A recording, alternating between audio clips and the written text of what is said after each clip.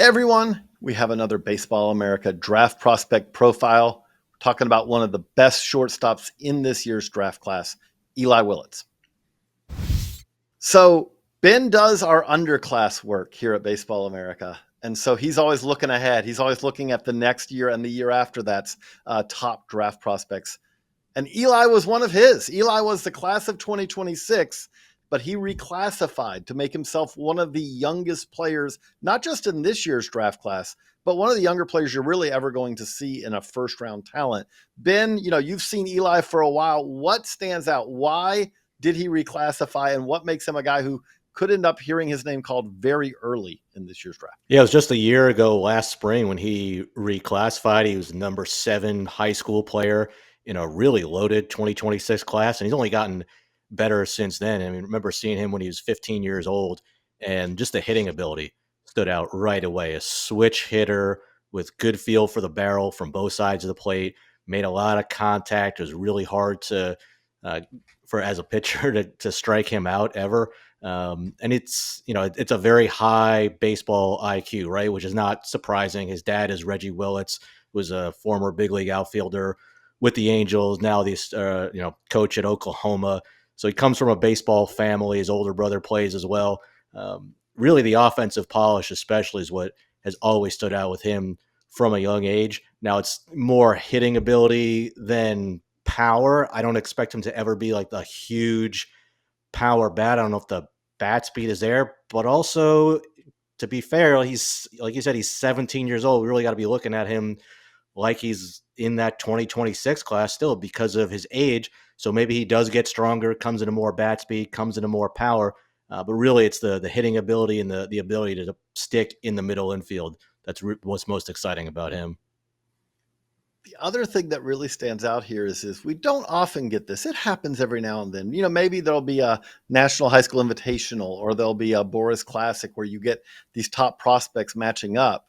But Carlos, we've gotten, if you're a cross checker, if you're a GM, if you wanted to kind of see Ethan Holiday and Eli Willits on the field at the same time, that opportunity arose this year. That's kind of something I want to, ask you. Like, if you compare him to Ethan Holiday, who's really kind of his competition or one of his competitors for the top high school bat, the top high school infielder in this class, kind of what are the comparisons between those two, who again did get to play against each other this year?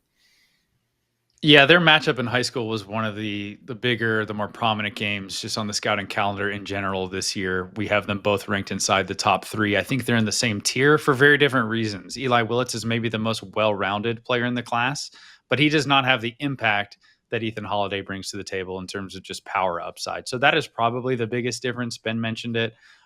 We have Eli Willits with 50 projected future power right now. That's major league average. That's solid.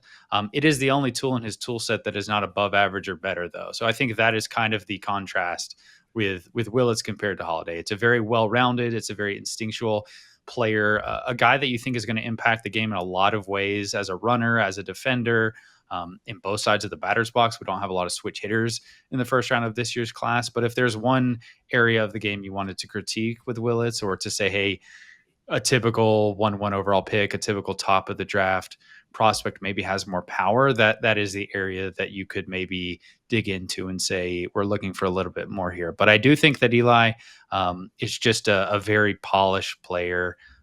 Like Ben was saying, the swing is super functional, super direct. He makes a ton of contact. He runs. I think he's a plus runner. He's a good defender.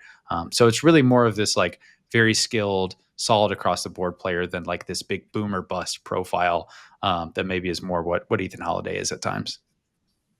Yeah, it's going to sound a little strange, but I actually think Eli Willits is more similar to Jackson Holiday than Ethan Mm-hmm. Holiday is to his older Yep. brother. Like, I really like Ethan Holiday too. I think he's going to be more like his dad, Matt Holiday, and being a big masher who draws a ton of walks and hits 30 plus home runs. But yeah, Eli Willits is more in that Jackson Holiday mold to me, where he's just a really polished hitter, really well rounded player. Jackson Holiday obviously grew into some more power by the end of his high school year, and has since done that throughout his professional career. But I think those guys are probably more similar than Ethan even is to his brother. Mm-hmm. The other thing that stands out, you mentioned it, but what kind of gets me excited about Eli Willits is like you said, there's really not any part of his game that you would look at and say, oh, I'm really concerned about this. You would love to see a little bit more power right now, but as Ben noted, he's 17. Like, let's see what he's going to be like when he's 23, 24, 25. But I just feel like, Carlos, that the avenues for him to impact the game are kind of, it's almost like he could do it in any way. He could end up, maybe we're a little bit too hot on the bat and the bat's not as good as we think, but maybe the glove's a little better than we think, or maybe vice versa, or because he's really able to run the bases. There's just, I feel like, Carlos, a lot of different ways that Willits could really kind of blossom as a pro. Yeah, I think that's exactly the case. I mean, what I've said with Eli Willits throughout the spring is that there's no real obvious hole in his game. We mentioned the power maybe being the lightest tool. Even then, that's not a weakness for him. It's just more of a solid tool than a spectacular one. I've thought about Eli, comparing him to other players in this class, and there are players who maybe have better pure hit tools than him. There are maybe players who have better raw power than him. There are maybe more dynamic defenders. But when you go across and you check tool by tool, who are players who does as many things as Eli Willits at a solid average, above average level?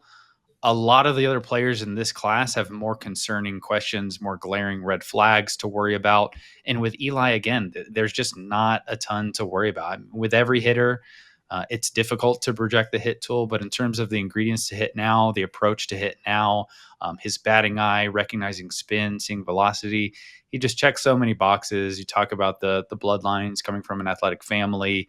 He's been tested against older competition for years and has really excelled. He has a lot of avenues to being a very productive major league player. Even if he's not going to be the best player in the league, I think he could be a very solid, above average regular for a long time. Ben, with the glove, how confident are you that we are talking about a big league shortstop here?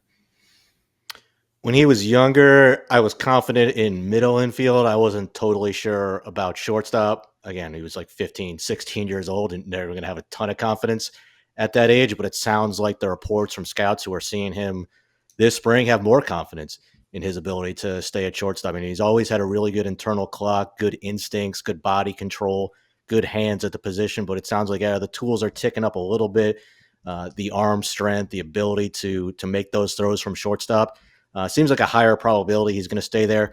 Part of it's just going to depend on who his teammate is at shortstop, right? Whoever drafts him, whoever's playing shortstop by the time he gets to the big leagues. But I think he can play shortstop. But if he goes to second base, I think he's going to be an above average to plus defender if he does have to flip over there.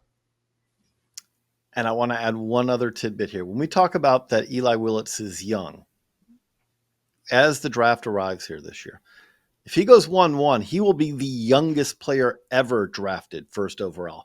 Just a couple of days younger than Tim Foley from 1968. You probably remember him. If you're my age or older, you may remember Tim Foley. But if you said, okay, well, what are the other really young guys who went 1-1? And again, Willits is in that least mix to go 1-1. Ken Griffey Jr., Bryce Harper, and Alex Rodriguez are among the youngest players to ever go 1-1. So that's a little tidbit to remember here as we get ready with Eli Willits. If you enjoyed this, check out the Baseball America YouTube channel where we have more draft prospect profiles and a whole lot more. Subscribe to Baseball America YouTube or on our podcast feed.